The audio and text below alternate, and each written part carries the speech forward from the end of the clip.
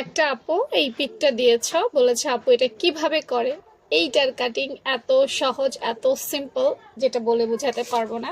এই যে জাস্ট এরকম একটা কাপড় নিবা, পাশ পুরাটা নিয়ে নিবা, কাপড়ের পুরাটা নিয়ে নিয়ে শুধুমাত্র তোমার হাতা বা মোহরার অংশটুকু এভাবে কেটে ফেলবা।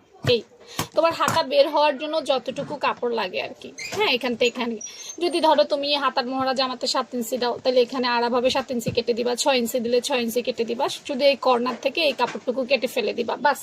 আর কোনো কাজ নেই।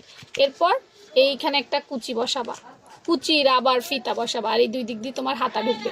আর কোমরে দেওয়ার জন্য এখানে একটা বেল্ট ব্যবহার করবা। এটার কাটিং শুধু এতটুকুই। এই দেখো, দেখো এই কোমরে দেখছো এখানে একটা ফিতা বা রাবার কিছু দিছে, এই এটা দিছে। আর এই দুই সাইড দিয়ে হাতা বের হয়েছে, দেখছো, দেখছো? তো এই দুই সাইড দিয়ে দুইটা হাতা বসাবা। আবার দেখো কোমরের মধ্যে একটা ফিতা দিছে, আর কোনো কাটিং এটার মধ্যে নাই, শুধু এই সিম্পল কাটিংটাই। দেখতে পেয়েছো? হাতাটা হাতার নিয়মেই কাটবা, হাতার নিয়ম অন্য কিছুতে কাটার প্রয়োজন নাই। গলাটা শুধু এখানে অনেক পাশ থাকবে, তো গলাটা শুধু এখানে এরকম ছোট করবা, ফিতা দিবা বড় ছোট করার জন্য।